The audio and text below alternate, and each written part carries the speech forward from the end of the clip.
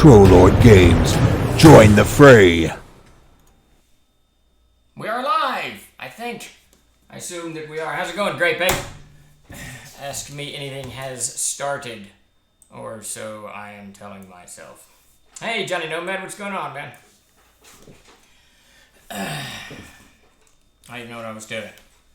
Because, anyways. Lord knows. How's it going, Kendora? The days continue to be lumbering into crazy town here in TLG, but we've wrapped up more stuff, so that's really good. I got all the CKG mess wrapped up. Had a couple of issues with one of the books. We had to reprint it, and the process of that should be done here shortly. Something else goofed up. I can't remember now. How's it going, Commander? I can't remember. Too much stuff.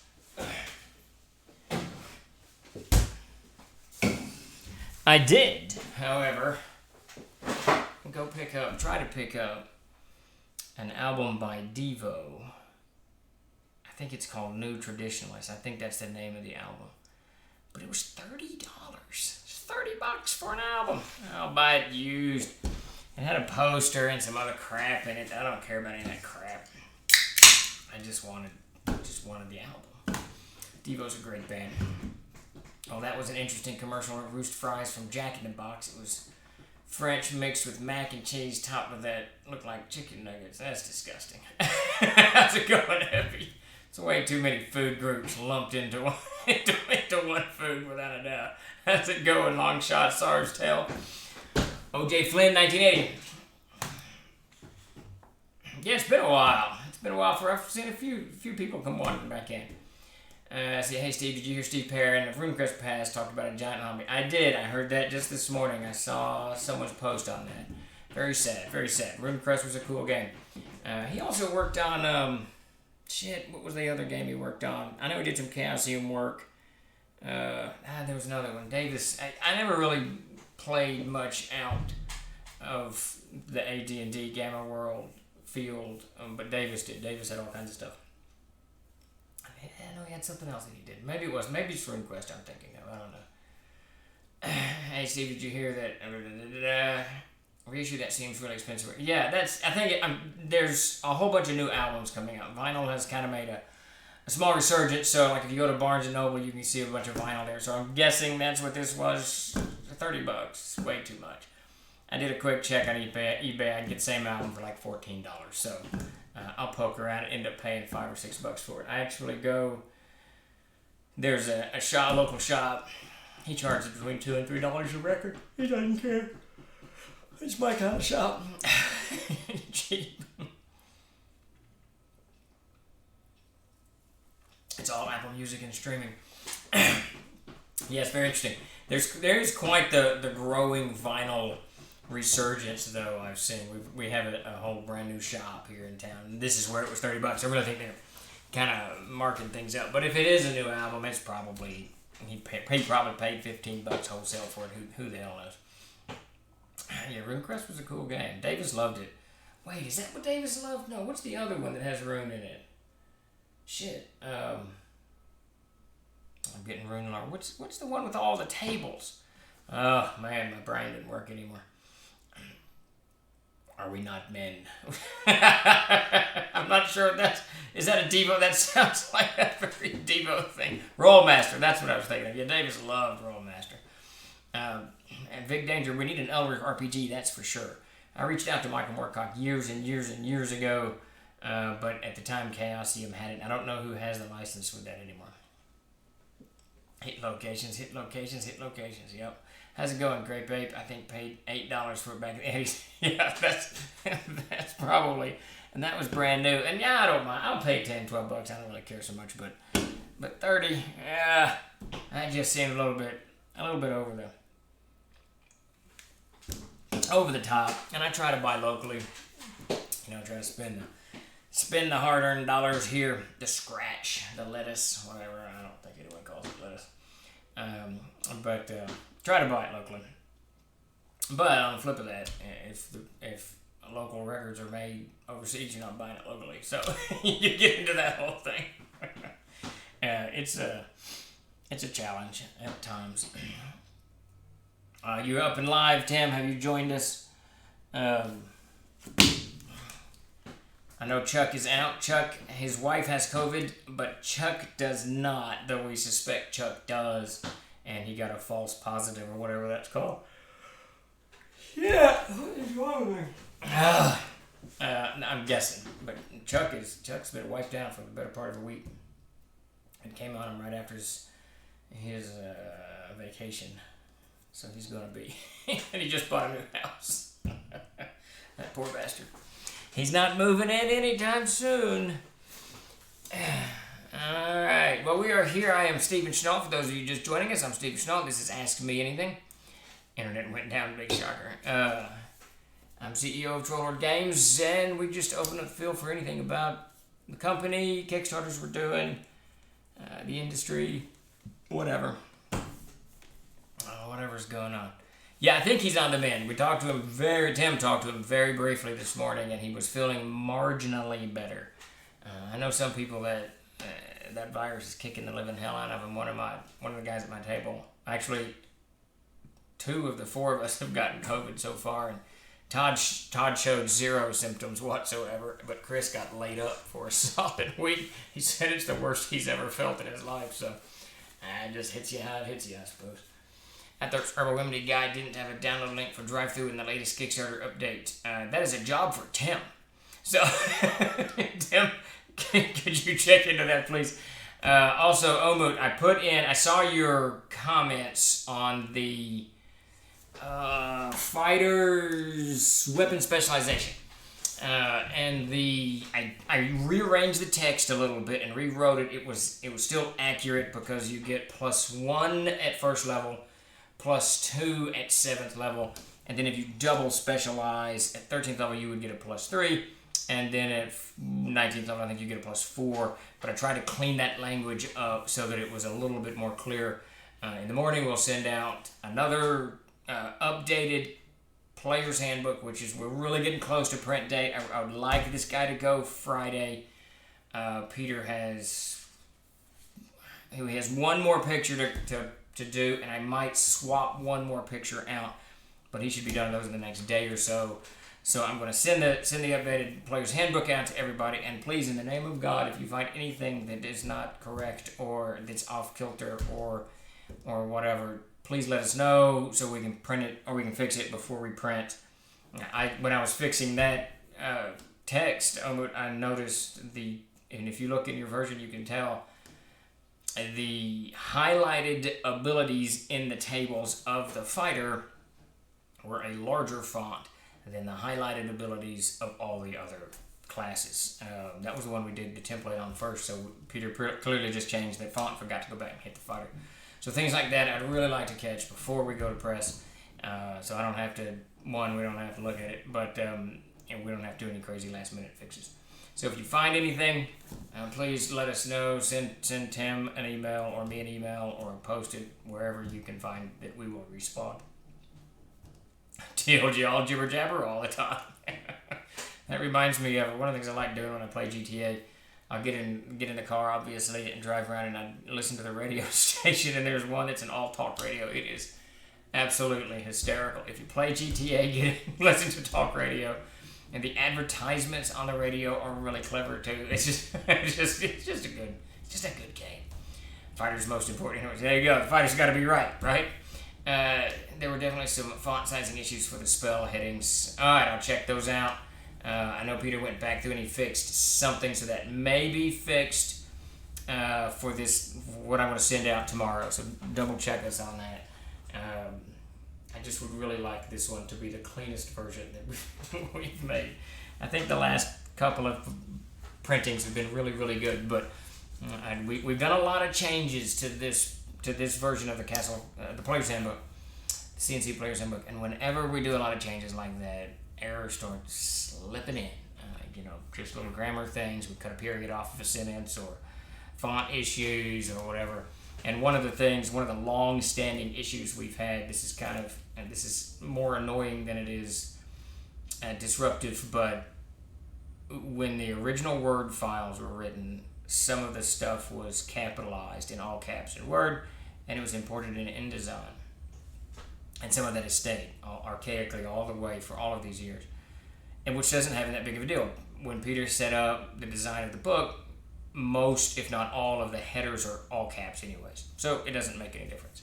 Except when you look at the bookmarks generated by the PDF generator in InDesign actually won't read what's in InDesign. It reads what was in the original Word file. So if you look at some of our PDFs, you'll notice that in the bookmarks, the headers are actually all caps, and that's just a legacy problem from earlier printings and editions and Word.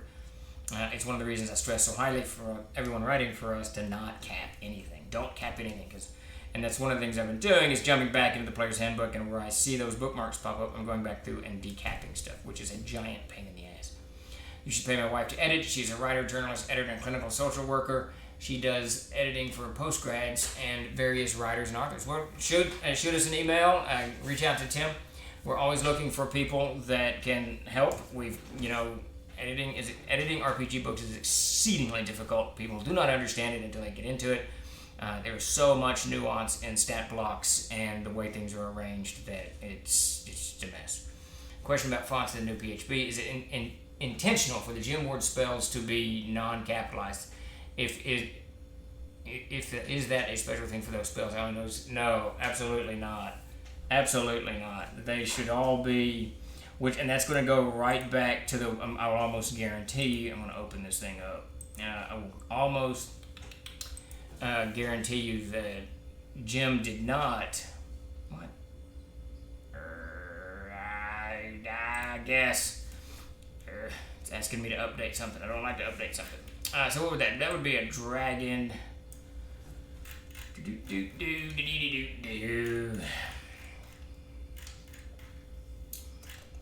Oh yeah, look at there. There's one right there. So that's humanoid finding. I don't know what the hell that is. I've never even heard of that spell. So it should be. Let me fix that while I'm in here. See, then that's a problem. That's definitely a. Okay, so what that means. Damn. Glad you mentioned that, Omu. What that means is that all of these things. Okay, so that's a perfect example of what I'm talking about. The original spells were capped, so no matter what Peter does to it, it's going to come out messed up in the bookmarks, which is extraordinarily irritating. Which means I got to go back in there and They need to be capitalized, but what I really need to do is go back in there and decap everything. That's just nuts. That's the saddest thing I've ever seen, because that's like 120 spells or some shit like that. I'm gonna cry now. I'm gonna go away and cry for a while. Darkcast, yeah, it's not. I see a whole page of them.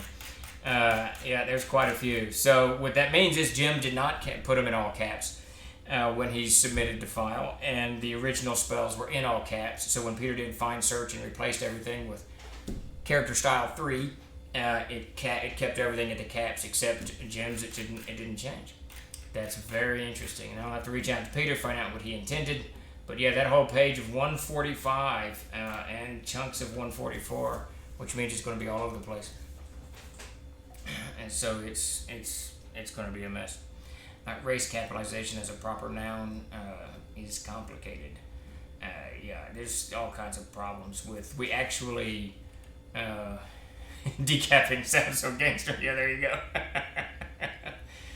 She edits my fantasy race writing, so she has that down. I love fantasy editing is nuanced. It is very much so. You should hire me also, Steve. I can provide outstanding cheerleading for the people editing. There you go. You can entertain them with your wild spell interpretations. A great thing. Sometimes dwarven. Yeah, it is a little bit more difficult than people realize, but it is what it is. But it's things like that, and especially for me, if other eyeballs like Omu don't point these out to me, I stop seeing things, and at this point, it's really just me going over this manuscript time and time again. Now, I'm really braced to do my last kind of rollover, and one of the things I was going to look for fonts, but I guarantee you I would not have noticed that in spells. I've gone through that spell section 4 times, and I didn't notice those Interestingly, like you look at Dragon Bite, Dragon is decapped and Bite is capped, so this has got to be fixed. And give me something to do tomorrow. Son of a bitch. Lord of mercy. How's it going, Art of Mike Disney? Glad you could join us. Hadn't seen you in a while. We're just jibber-jabbering about layout on the Player's Handbook. At any rate, yeah, so anything that any of you guys can see that is like this, let me know, and me and Peter will get in there and fix it. I may sick him on this. He's pretty good at it. Thing is, I can't move anything in the book now because the page number, the index is set, and the page numbers for where the spells are located is set. So if I move any text, it messes the whole. Everything's fucked up. I'll do it. I'm very happy with this book. But I'll definitely fix that. I got to figure out what Peter intended, and then we'll roll with it. I kind of like the small. I don't know what he intended. What is character style 3? So it should be Bookman bold normal case. Interesting. Just that doesn't sound like Peter. Peter doesn't like normal case stuff. What that really needs to be, I think, is small caps. Let me just test that out. Now I'm just messing around. Nope, small caps is too tiny. Too tiny. There you go. There you go. There you go. Anyways, yeah, stuff like that. That's what I'm looking for, so we can fix it, get it fixed this time. So that, and if I decap it now and do it right going forward, this won't ever be a problem again because then it's just fixed. One way or the other. Lord have mercy. That's good though. So yeah, we've got. What we're basically talking about is the Castles and Crusades Player's Handbook. This is a Kickstarter we ran last year, and it's got 4 books with it. Player's Handbook, Player's Archive, Adventurer's Spellbook. I swear to God, there's another one. Maybe it's just those 3. Why is Gods and Legends so awesome? One day that bad boy should be in color hardback.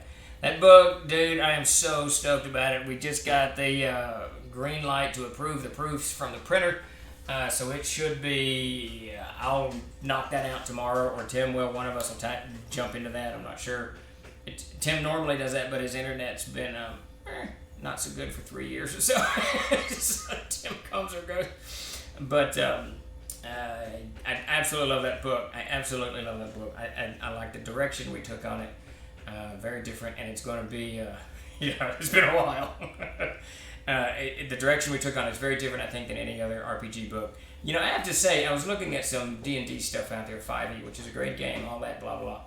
But Castles and Crusades, we've really put out some really cool resources, I think, that actually help expand play at the table. It's not just more adventures and whatnot. We've almost quit doing adventures. We trickle them out now and again, but the Adventurer's Backpack, I was doing the index for it the other day, and for the CKG, and I got into those backpacks, and I thought, this is just really cool, this whole concept that I can just grab this playing card, it's a completely outfitted backpack, drop it on the table, I'm good to go. I've got price, encumbrance, weight, everything, and it takes 2 minutes. It speeds up character creation, and CNC is already fast.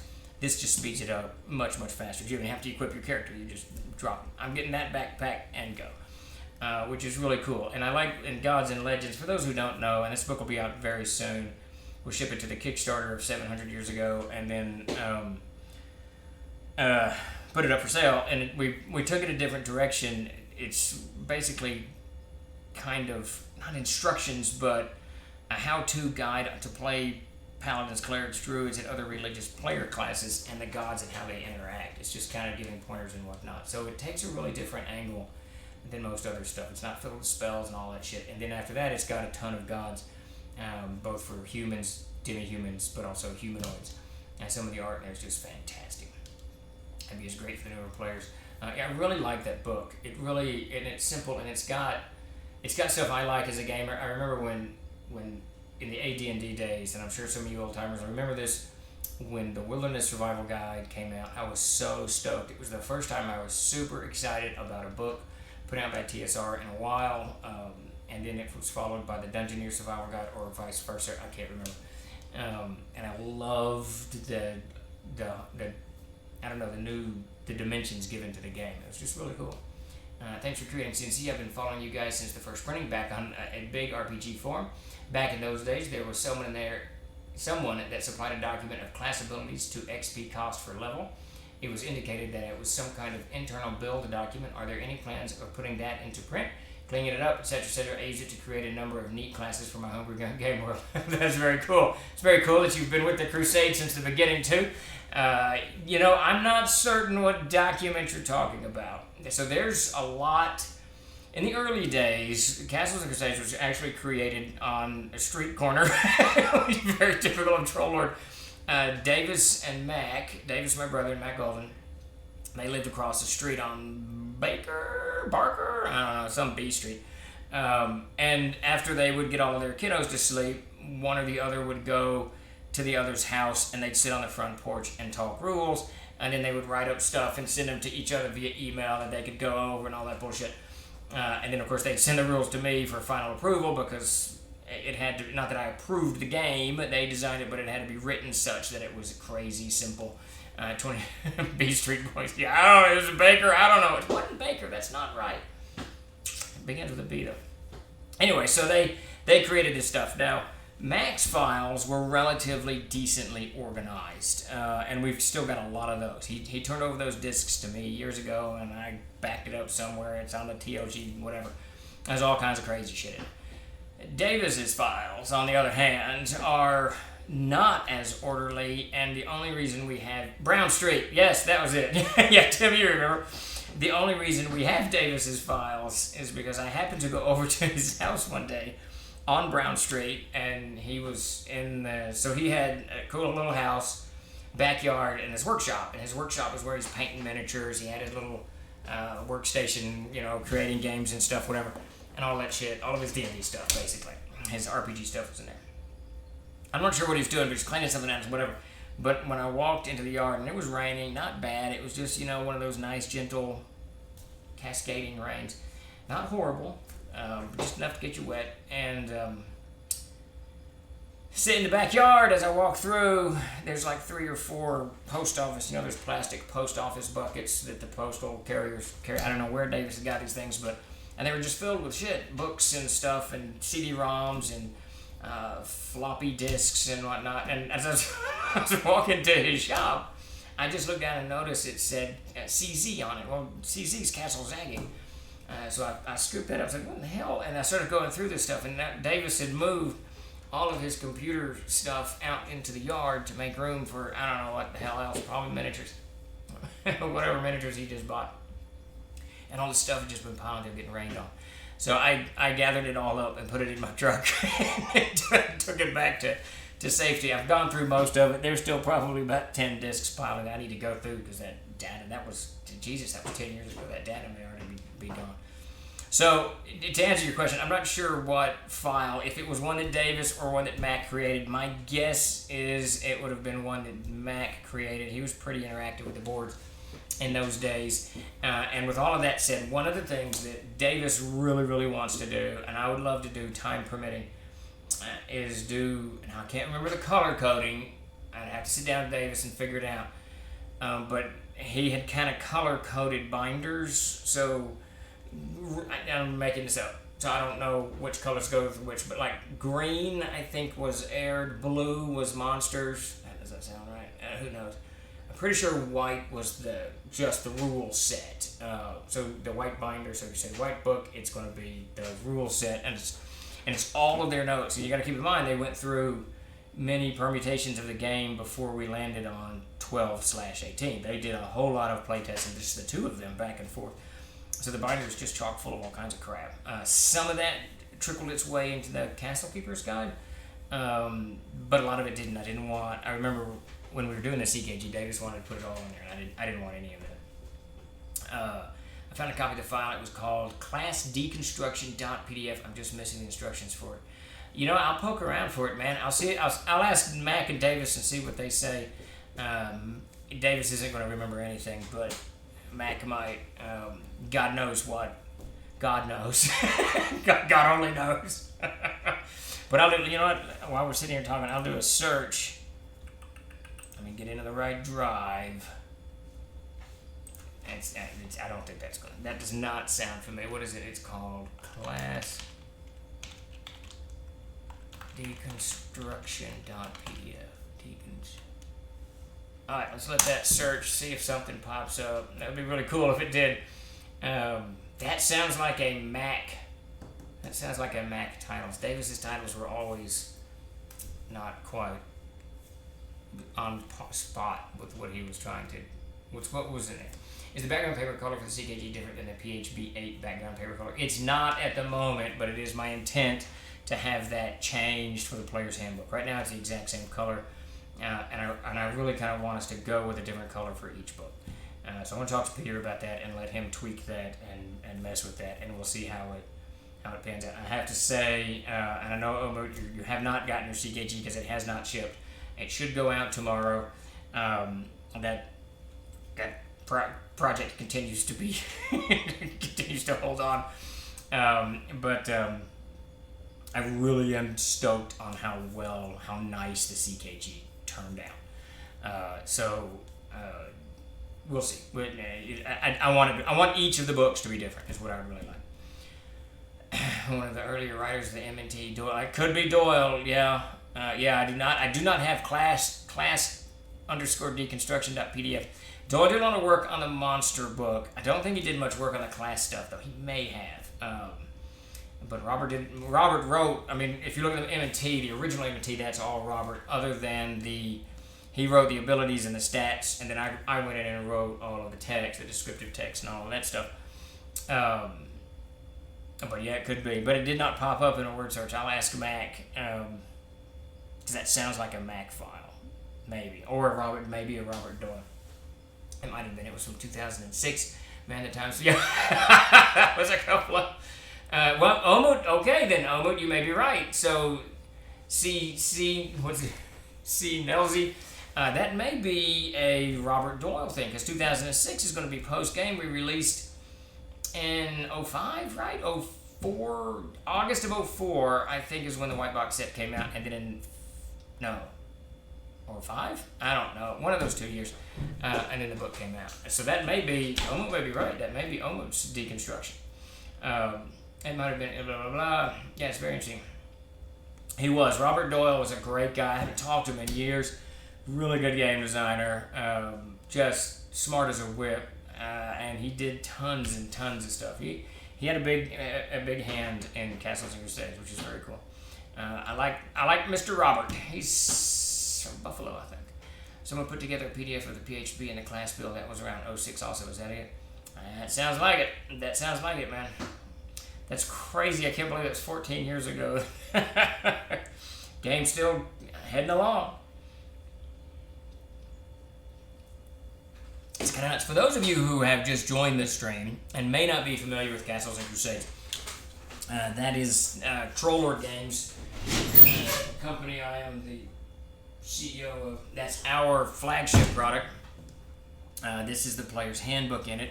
The Player's Handbook was released in, I think, August of 2004 in a white box version of a collector's edition, and then it was formally released in 2000, and that's just not right. I think it was 2005. I know the formal release was in December of either 04 or 05. And we're on our 8th printing now. Is that right? Yeah, 8th printing now. And the game is essentially the same as it was back in 2004.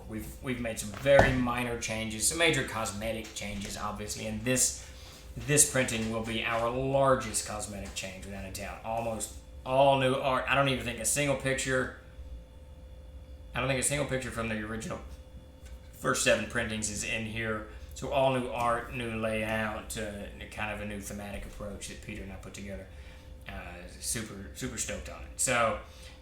You can actually download. This is the 8th printing. It'll be out soon. You can download the 7th printing on our website. Just go check that out if you're interested, and see what all the hullabaloo is about.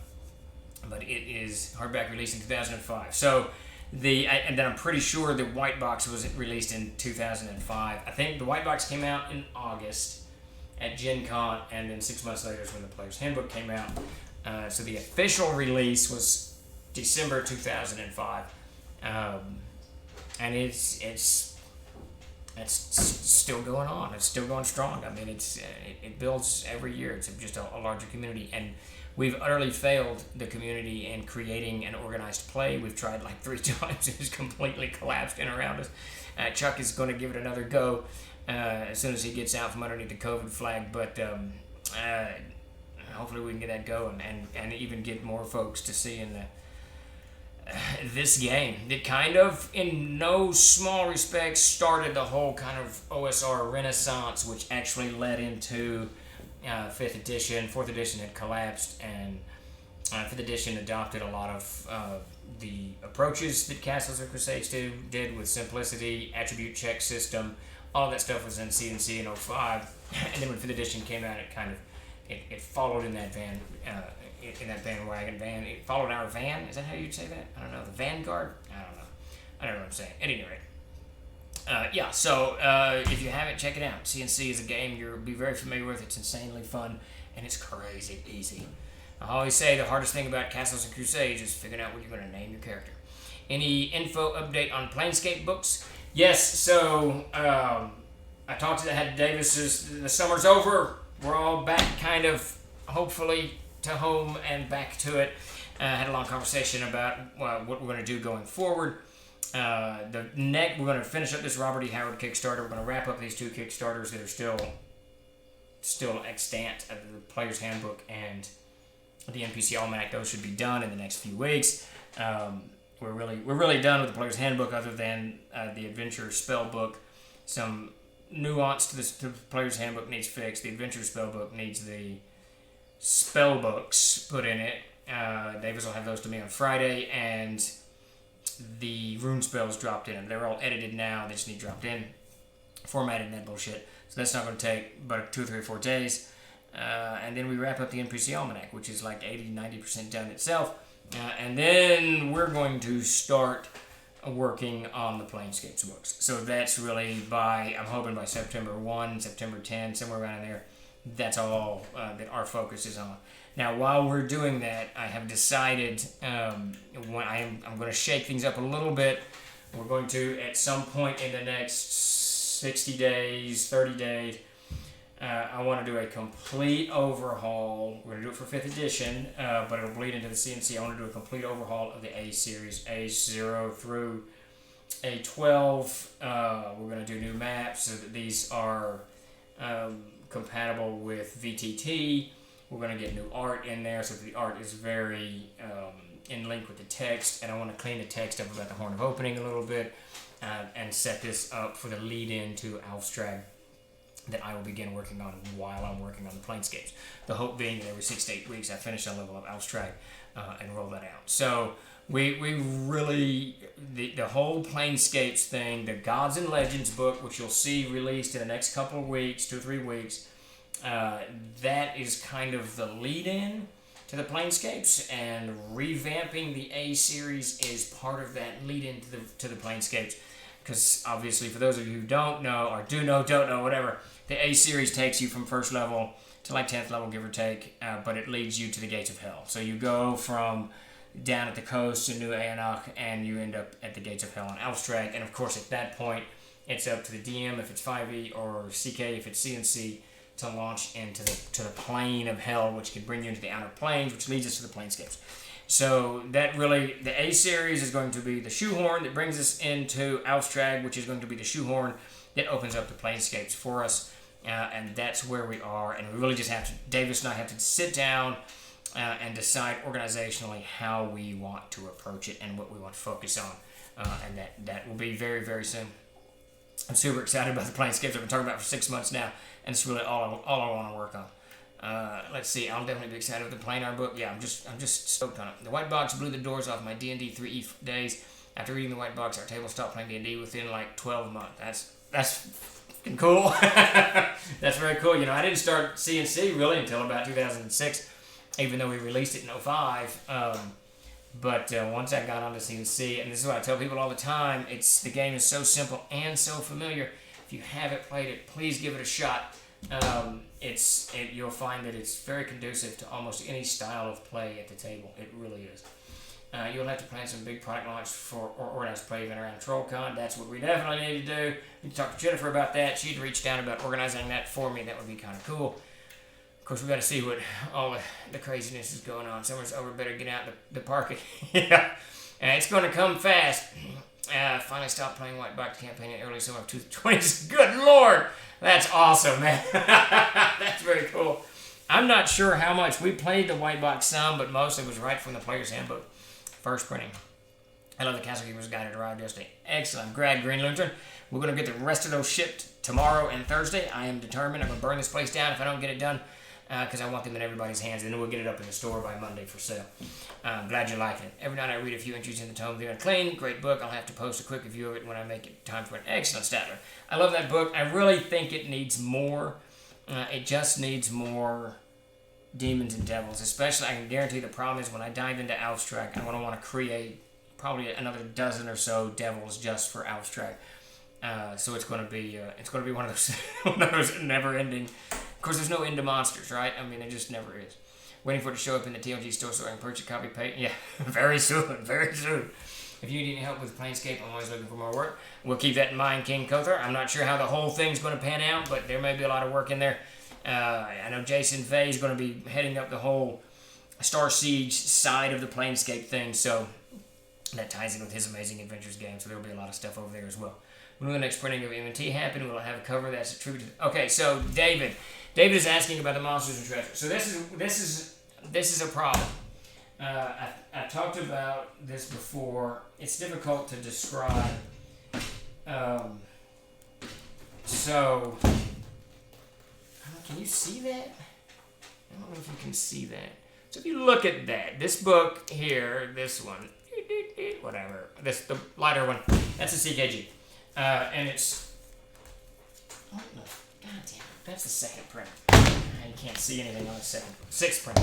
It's too many printings. So, the books are slightly larger. The new book, the Castle Keeper's Guide, is slightly larger than the Player's Handbook, which irritates me to no extent, which makes it slightly larger than the Monsters and Treasures, which irritates me to no extent for a variety of reasons I've gone into before. So I reached out to the printer and I explained to them that they messed up the quote and the print job and all this stuff, and they were crazy, super apologetic, and whatever kind of solution.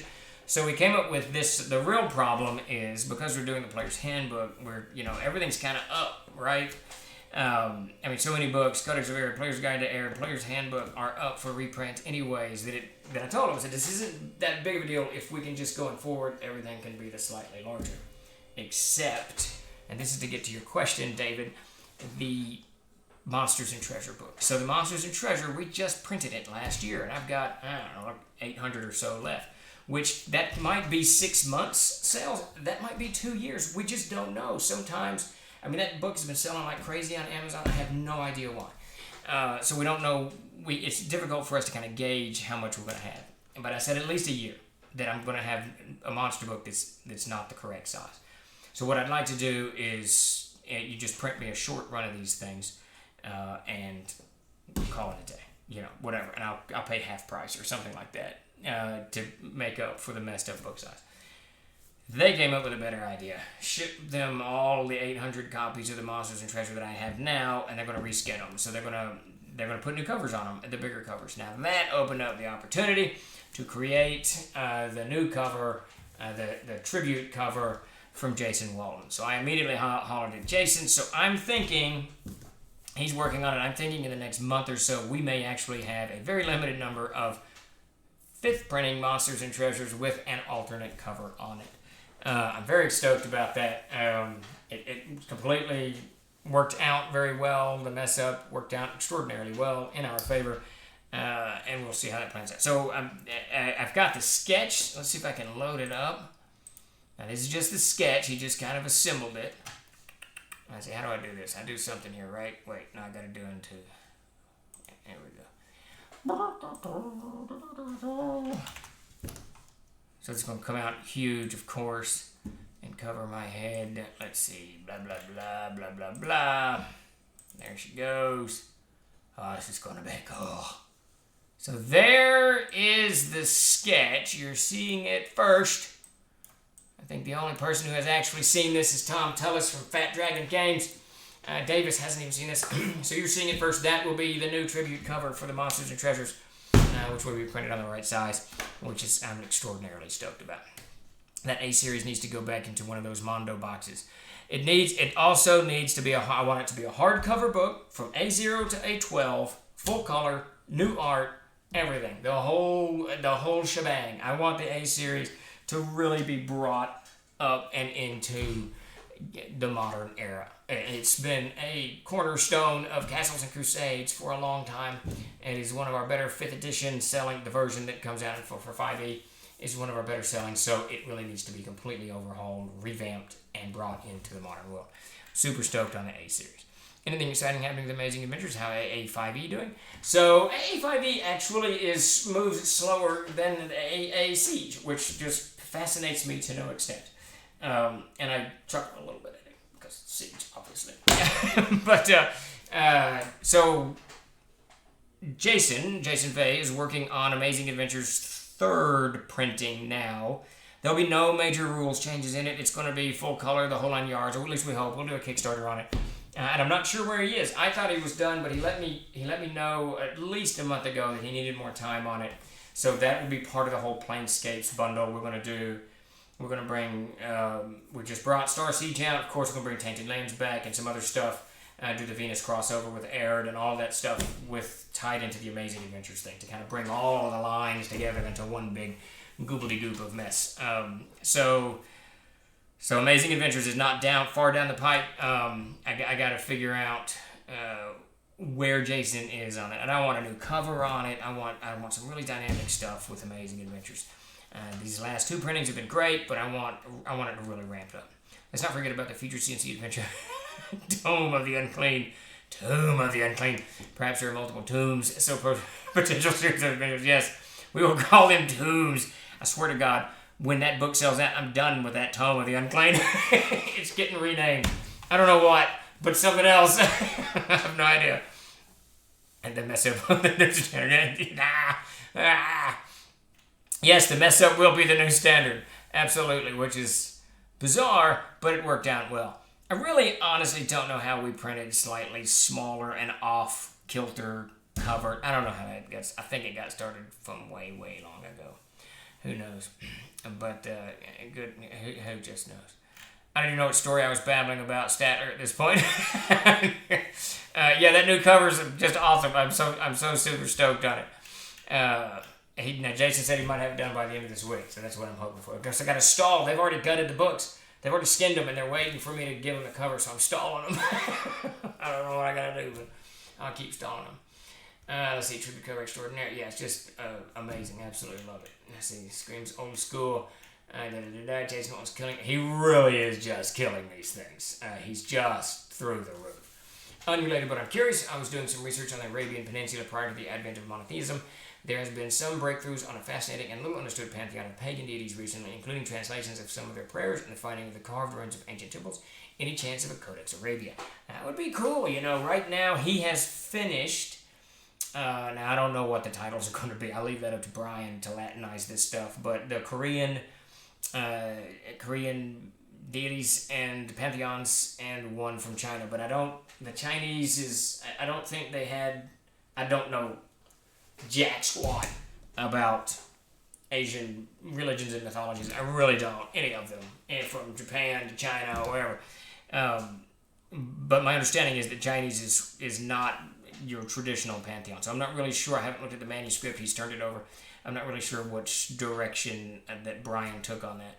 But I'll talk to him about the Arabia. He's got his PhD and teaches Celtic something. I don't know. I don't know what he teaches. He's just a really nice guy. He's a great writer. But he speaks fluent Gaelic and all that stuff. So I've left the direction of the series in his hands, whatever he's been fired up about. And I hadn't talked to him in about a month, so I need to reach out to him. But I'll mention that to him. Let's see. So any plans for a new slipcase for these versions of the books? Yes, once we get them all the correct size. Yes, we'll definitely do a slipcase for them. I'm a huge fan of slipcases. It's a filthy book. How goes the Fantasy Grounds progress?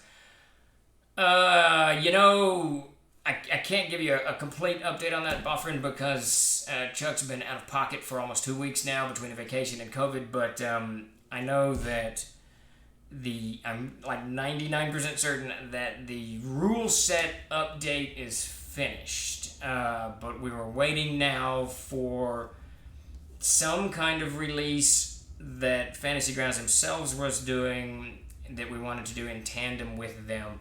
C1 is done, C2 and C3 I think are done. That's as far as I can get you, but we're pretty, if it's not done, we're pretty close to being done, and that I'm certain. I'm almost certain it's done because I got an invoice from Tim the other day. It's somewhere on my desktop, I don't know. Hey, Clever, how's it going, man? There's a big Ottoman-shaped gap in the series, and for obvious reason, we can't use the religion everyone associates in that area by default. Yeah, we're not doing. We're not even going to do a Native American codex because any of these religions that are really being openly practiced, I have no intent of going out there and irritating people over their religious beliefs. That's horribly rude. That is insanely rude. Is the CKG available to the general public yet? No, it is not. Hopefully Monday. We've run into a couple of snags, all my fault, but hopefully Monday that will be done. We'll have this Kickstarter shipped out in the next 48 hours, something like that, and then Monday, Tuesday, out comes the CKG. And I'm super stoked about that book. I really want to get it in the store and get it out there to as many people as we humanly can. So very, very soon. The Codex Mythos series is one of my favorite. I like the overhauls that we're doing, and we're going to kind of redo each one as they, Codex Keltarum just got redone. It's very cool. I know it can be frustrating on your end when you're picking these things up when a book changes some, but as our abilities and our artistic abilities and the way we look at the material that we've presented changes and evolves. Sometimes we got to revisit these older texts and fix them, and bring them into line. And that's really one of the things that we've been doing, slowly but surely. And then going forward, trying to make certain that we don't run into these snags before. Ideally, and I don't think this ever actually happens, but ideally we would just 5 minutes. You have 5 minutes to enter the raffle. Ideally, we would just be able to call the printer and say reprint, but it never works that way. There's just too many, just this, that, whatever. Your viewpoint matures, exactly. Things just change. That's just the way the world changes, it's the way it is. You look at when we started this business, 10% of the market was women, as best we could figure. There weren't a whole lot of good statistical analysis of the market, but gauging off of customers who purchase things and people who attended conventions and the few whatever things, not polls, but whatever, out there, you could guess about 10%. So this would have been 20 years ago. That is sure as shit not the case now. If it's not 50-50, it is so close to 50-50, it's crazy. And which is great, and that's fantastic, but we need to certainly make product that women can pick up and say, hey, this is something I would be interested in. Which has led actually to one of the largest overhaul of the Player's Handbook cosmetically that we've ever done. That's why when you open it, you're going to see, like in the fighter section, there's a female fighter and a male fighter. In every class section, and in the race section, there's a female and male of each, gender represented. So it was just super stoked on it. It's very cool. I love how the market changes, and I love responding to it. It's cool to watch it, to go from, obviously, I've been playing since 76, so when it began, it wasn't a nerd thing, right? Dungeons & Dragons wasn't a nerd thing in the early days. It wasn't a geek thing. It was a war game. War gamers played it. My dad was an officer in the Army, and they played war games. That's what they did, and when they were teaching infantry classes, infantry tactics. So, but by the 80s, of course, it had evolved into kind of a nerdy, geeky thing, and we all kind of, whatever we did, in those that played. And then by the 90s, it was really it had evolved even beyond this kind of nerd thing into this highly specialized, only this type of people could play it, and even retailers kept, it wasn't even an active discouragement or whatever they say now, gatekeeping. It was just kind of the atmosphere of a retail store wasn't conducive to getting just anybody in there and playing. It's like if you go, for those of you who don't smoke, if you go, and I don't anymore, occasional pipe, but if you want one of that kind of atmosphere, go to any kind of smoke shop where they sell pipe tobacco and cigars. There's a culture there that if you're not part of that culture, you're going to be very confused, because it is, it's not a welcoming, whatever. It's just very different, which is great. I don't give a shit. Do whatever you want to do. But so that's kind of with the 90s that broke apart in the aughts. And then by the time, and 5th edition has done an extraordinarily, Wizards of the Coast, to their credit, has done an extraordinarily good job in pushing the boundaries of just people in general and getting so many people to play. Now, I'm going to honestly believe, that was a jumbled sentence, that COVID had a huge part to do with it. I think that a lot of people were locked at home, couldn't go to work, couldn't go to school, with huge amounts of time on their hands, and I think that actually created a mini explosion. We certainly saw an explosion in RPG sales. So I suspect strongly that COVID actually was an accelerant for the D&D 5e experience, which is just kind of cool. Very, very cool all the way around.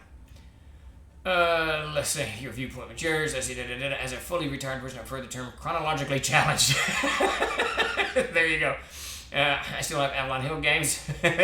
Modulism is still a thing. Masochism is still a thing. Yeah, I do too. I was just talking about Third Reich on Facebook today. How's it going, Mr. Obadiah? We're in rule books. I have sections 4.53.23b. Then we're talking good times. Yeah. Well, the cool thing about those Avalon Hill games, for those of you who don't know, they're war games where you play World War I or World War II, whatever. They always had a basic rules, which was like 3 pages, and you could just go. And then they had the advanced rules, which was the next 25 pages, and then you could get more complicated. So those Avalon Hill games were awesome. You could just dive in without thinking about it, or you could take a little bit of time and learn all the nuances of the games. Just really good stuff. But that's where it all began, right?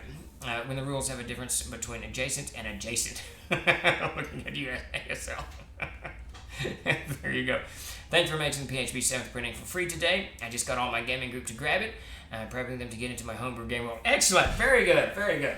And it's one of the things we've even quit promoting. I need to get that out there and let folks know. Because it really is, if you're playing D&D 5e and you can get over the hump of just checking this game out, Castles and Crusades, you're going to feel immediately, why was the raffle canceled? You're going to immediately feel comfortable, and it's familiar. You're in somewhere where the classes are the same, the races are the same. I know there's nuance to this 5e classes, but it's all kind of the spells, all this stuff is right there. So, Advanced Squad Leader. Oh yeah, Advanced Squad. That was Davis's. Now I didn't play that a lot. I did play Advanced Squad Leader, but that was Davis's game. He freaking loved. He loved Squad Leader, and was there a Panzer version of that? That was a good game. It's good games. Guns of August was my favorite.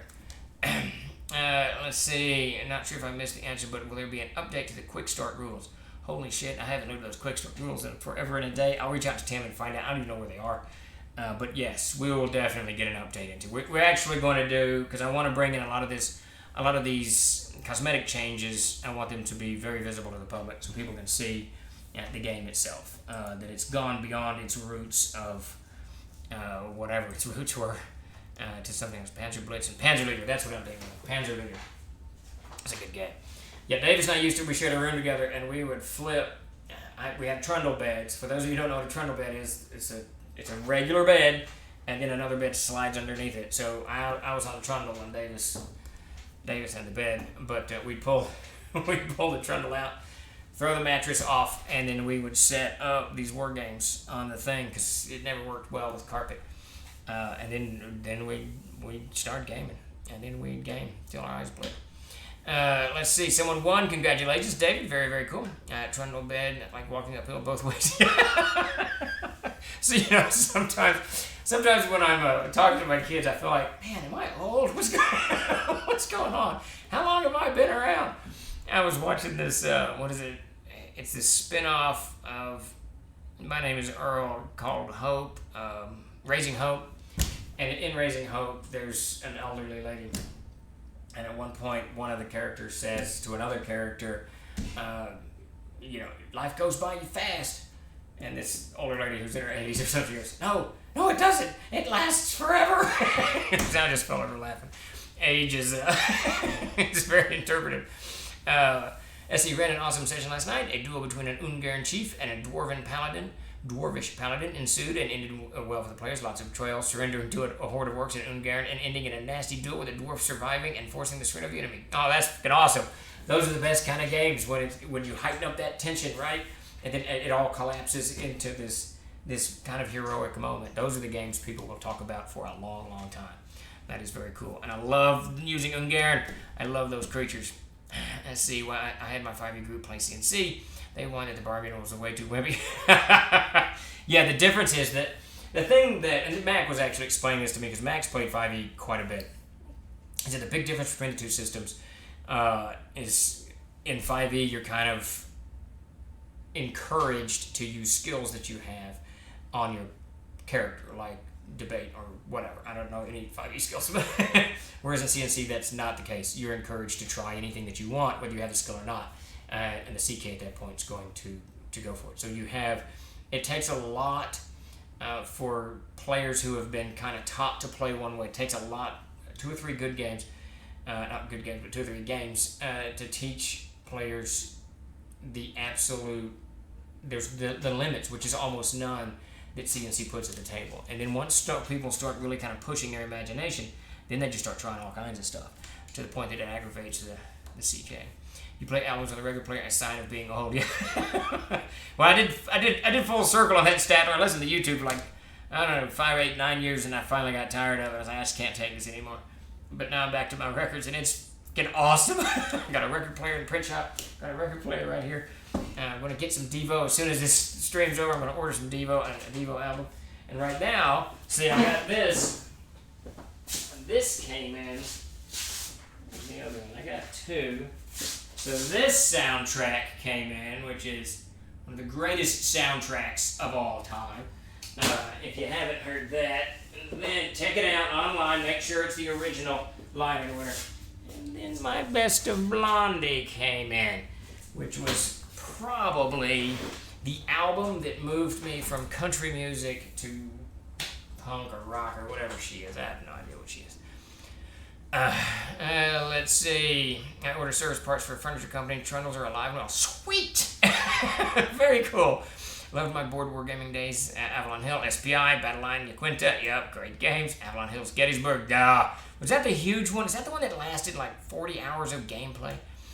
The Barbarian can do so many things automatically on rolling the dice. Rolling dice is your enemy. You can fail. Yeah, that's a great way of putting it, Omu. That is a fantastic way of putting it.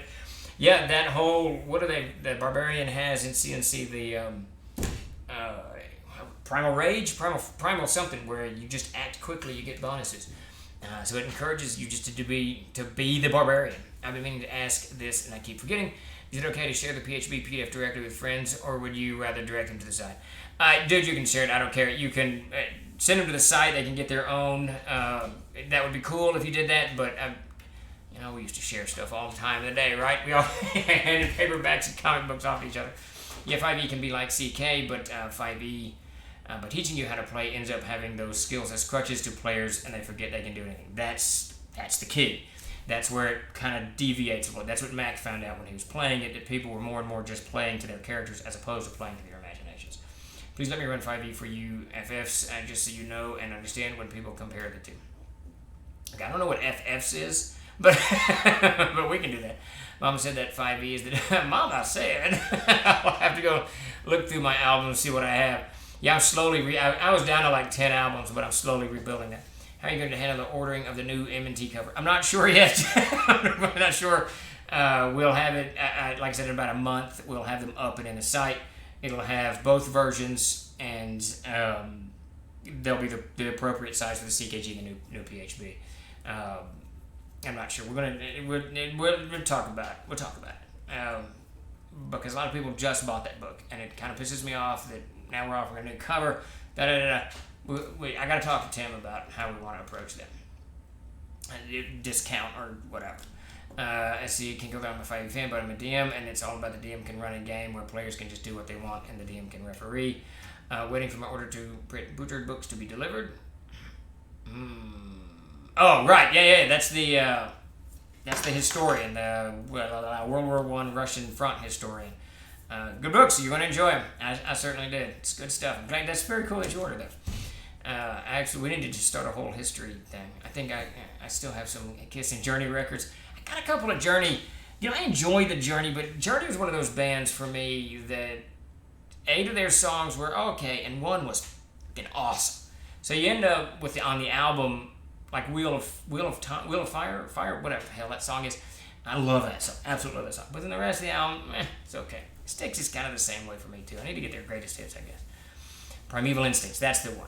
But do you have First Quest, the original AD&D album? I do not. That I do not have. We do have Conan, Return of the King, The Silmarillion, and The Hobbit all on album from the 1970s. So we have those buried away. Oh, for fuck's sake. There you go. I had to take my albums to Goodwill in 95 or 96. I don't even know what happened to mine. I don't remember getting rid of them. Probably did somehow. I remember when my first marriage disintegrated and I was moving out, I just threw boxes on the curb. I didn't open the boxes. I just put them on the curb and they went to the dump. So I don't know what was in them, but I just needed to complete my variant cover set and don't want to miss out on it. You won't miss out. We'll make sure. And even if these immediately sold out, we'll reprint again. Obviously, much to everyone's chagrin, there's some things I want to tweak in that monster book. It needs to be smaller to be more useful. I mean, it's useful anyways. The Fae are too cumbersome in the center of that book. I kind of half knew it during layout. I should have yanked him at the point, but we'd already made commitments on the Kickstarter and whatnot. I see, it means he really wants to run 5e for you. Don't be ensorcelled, Steve. Yeah, not likely. I really like free-willing games. I mean, I really, really do. Wheel in the Sky, yes, that's the one. Yep, you're actually checking them out. Very cool. Album-wise for Journey, their covers tell a story. They really do. They have great album covers. I like this new Sailor Mouth, Steve. Am I cussing a lot today? I don't even know why I'm cussing. It's been a little bit of a frustrating week, and it's just Tuesday. It's just, Tim loaded down bad news about every... yeah, that was part of it. Nancy Griffith passed away. Tim hit me about... during lunch, nonetheless. I was eating my hamburger patty, and Tim kept texting, hey, we got a problem. Hey, there's a problem. I don't want any problems.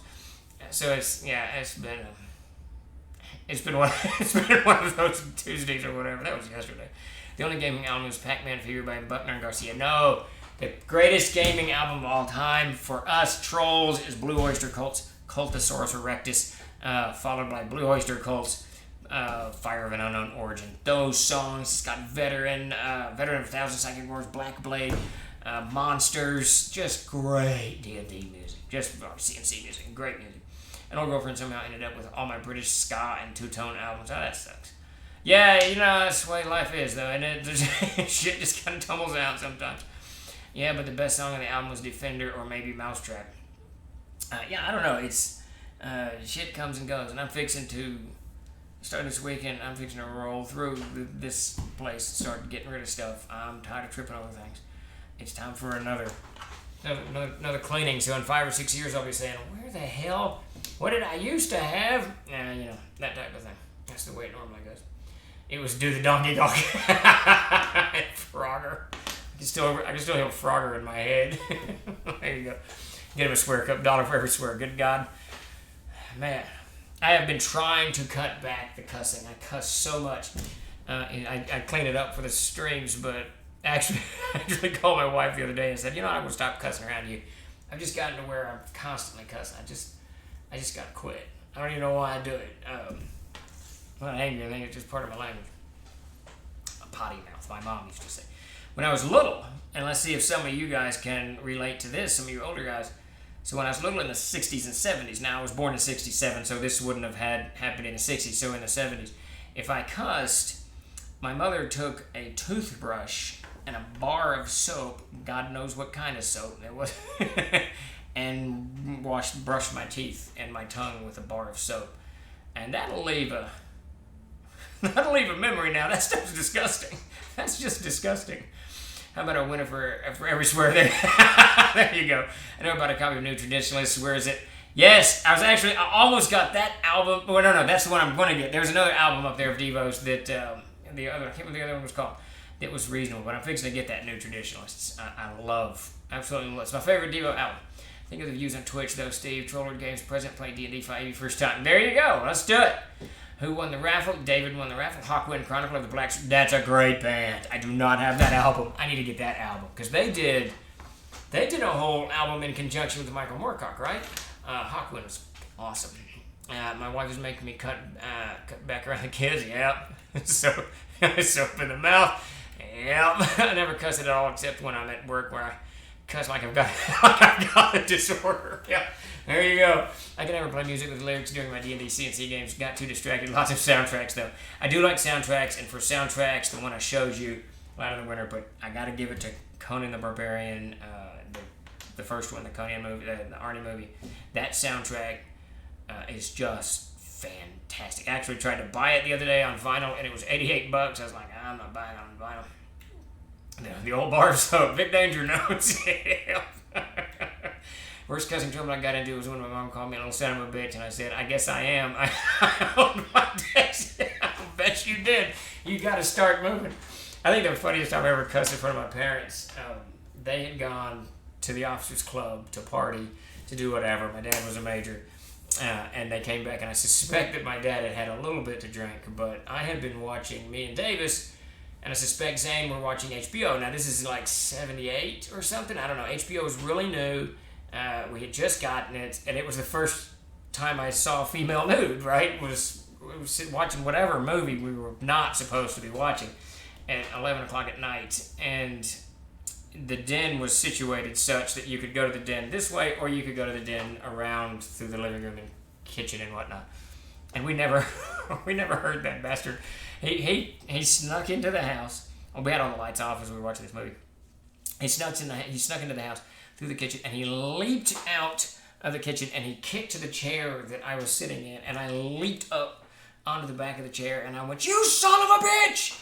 And he stopped. I think he was in his dress blues. I can't remember. Anyways, he stopped, and he looked at me, and he said, "I'm telling Mom!" And he ran off into the dark. I never saw him or heard anything of it again, but I was terrified. I thought I was in all kinds of trouble for calling my dad a son of a bitch, but I suspect he was, he was enjoying his evening well. Ugg soap taste hangs with you all night. It does. You can't get it out. And it's probably worse in those days. I don't know. We got flavored soap or whatever today, but Sooth Ungle is a band that will put hair in his. I have not heard of them. I'll check them out.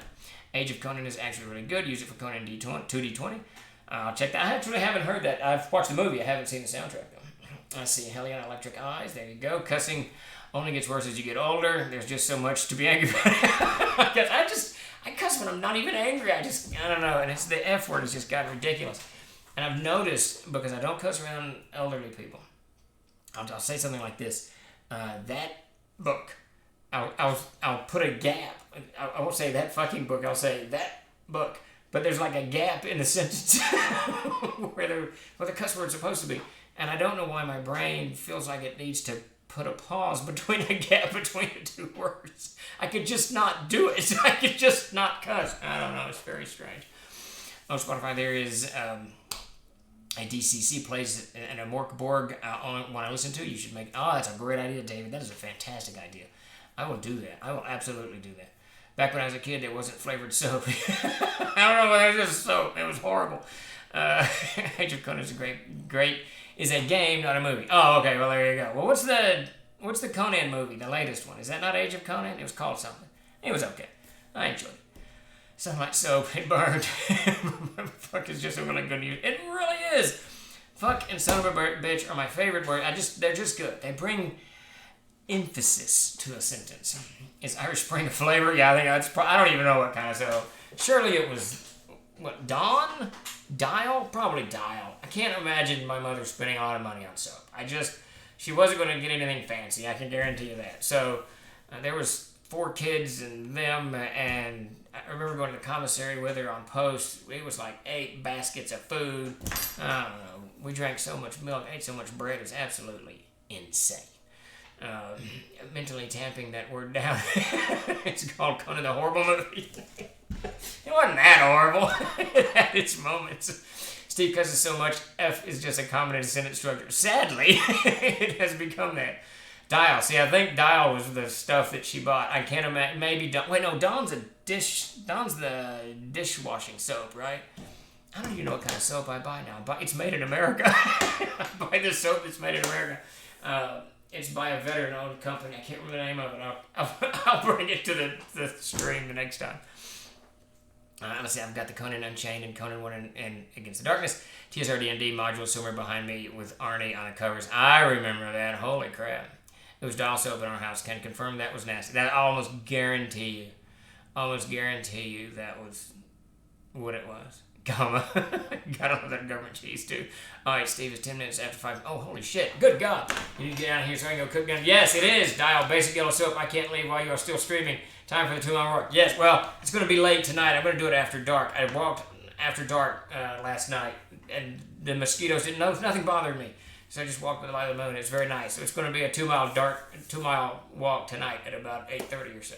But that's it. Yes, holy crap, I didn't even know it was at past 5. Thank you, great. I got to get out of here. You guys do too. Y'all have a absolutely great rest of the week, and we will do something GMTT, I think, on Thursday, and then we'll be back again next Tuesday, of course. Thank you all for showing up. It's been a great conversation. Absolutely, this is the highlight of my week. Thanks, everybody. We will see you Thursday. All right, take it easy, everybody.